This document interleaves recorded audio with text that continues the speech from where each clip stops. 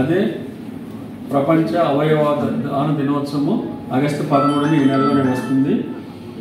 ఆ రోజున మేము చాలా గొప్ప అవగాహన కార్యక్రమాలు చాలా చేశాము. ఎందుకంటే భారతదేశము 150 కోట్ల జనాభా పైన ఉంది. ఇప్పుడు ప్రపంచం మొత్తంలో మన దగ్గరే జనాభా ఎక్కువ ఉన్న దేశము. అలాంటి భారతదేశంలో చనిపోయిన వ్యక్తికి వారి ఆచారాల ప్రకారం పూడ్చిపెట్టడము, కాల్చడం జరుగుతుంది. అంటే మనిషి చివరికి ఒక గుప్పెడు బూడిదిగాను మట్టిగాను మిగిలిపోతున్నాడు.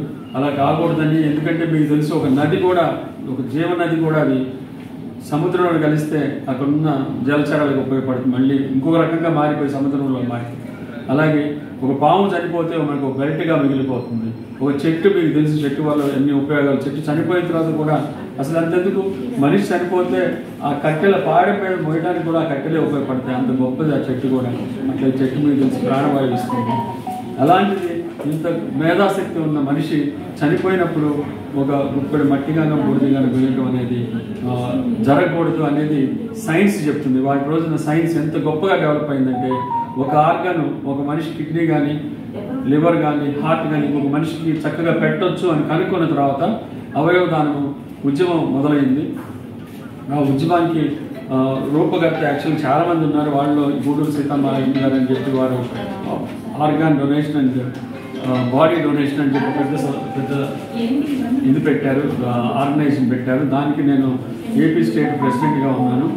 సో నేను డాక్టర్గా కూడా ఉంటాము. అట్లాగే ఈ గవర్నమెంట్ జనరల్ హాస్పిటల్ కూడా ఖచ్చితంగా అవయవ దానం జరగాలి అంటే, అంటే ఆర్గాన్ ట్రాన్స్ప్లాంటేషన్ సర్జరీ జరగాలి అనే ఉద్దేశంతో ఒక కంకణి కొట్టుకొని పనిచేస్తున్నాము. ఇక్కడి వరకు మీకు తెలుసా, ఈ ఆసుపత్రిలో 4 హార్ట్ ట్రాన్స్ప్లాంట్ జరిగాయి. ఒక హార్ట్ ట్రాన్స్ప్లాంట్ జరిగిన వ్యక్తి ఇక్కడ అంబులెన్స్ డ్రైవర్ కూడా పెట్టాను. అతను ఆల్మోస్ట్ చనిపోయే టైంలో ఇక్కడ డాక్టర్ గోపాలకృష్ణ గోఖలే గారు ఆయనకి హార్ట్ మార్చేసి కొత్త హార్ట్ పెట్టి అతను ఇదే హాస్పిటల్లో అంబులెన్స్ డ్రైవర్గా పెట్టుకున్నాను. సో అలాంటి గొప్ప చరిత్ర ఉన్న గవర్నమెంట్ జనరల్ హాస్పిటల్లో 25 కిడ్నీ ట్రాన్స్ప్లాంట్ జరిగాయి ఇప్పటి వరకు కూడా.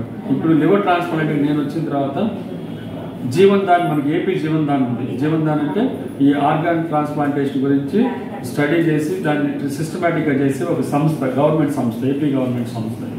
ఆ జీవన్ దాన్ వారు మనకి గుంటూరు గవర్నమెంట్ జనరల్ హాస్పిటల్కి నేను వచ్చిన తర్వాత కష్టపడి ఆ లివర్ ట్రాన్స్ప్లాంట్ సర్టిఫికేట్ తెప్పించారు. దానివల్ల మనం ఇప్పుడు లివర్ ట్రాన్స్ప్లాంట్ త్వరలో 2 నెలల్లో చేయబోతున్నాం.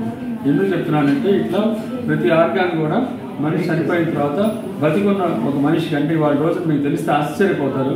ఇప్పుడు మనం మాట్లాడుకునే టైంలో ఈ భారతదేశంలో కానీ, ఈ గుంటూరులో కానీ, ఆంధ్రప్రదేశ్లో కానీ, ఐసీయూలో కానీ, ఆసుపత్రుల్లో కానీ నాకు ఈ అవయవం కావాలి అని బాధపడుతున్న వాళ్ళు ఎంతో లక్షల మంది ఉన్నారు. మనకి ఈ గ్యాప్, డిమాండ్ అండ్ సప్లై మధ్యలో గ్యాప్ చాలా ఎక్కువ ఉంది. అందుకని ఈ అవయవాన్ని ఉద్యమం చేపట్టాము మేము. ఇది ఉద్యమంలాగా అయితే తప్పితే ఈ ఐసీయూలో మగ్గిపోతున్న ఈ ఆర్గన్స్ కావాలని మగ్గిపోతున్న వారి ప్రాణాలు అలానే గాల్లో కలిసిపోతాయి. అలా జరగకుండా చూడాలనే ఉద్యమంలో భాగంగా ప్రపంచం మొత్తం కూడా దీన్ని గమనించింది. కాబట్టి world organ donation day August 13న, అట్లాగే ఆగస్టు 3వ తారీఖు నేషనల్ ఆర్గాన్ డొనేషన్ డే అనమాట. 2 కూడా ఆగస్టులోనే వస్తాయి. అది ఆగస్టు ప్రత్యేకత. సో మేము ఈ ఆర్గాన్ డొనేషన్ గురించి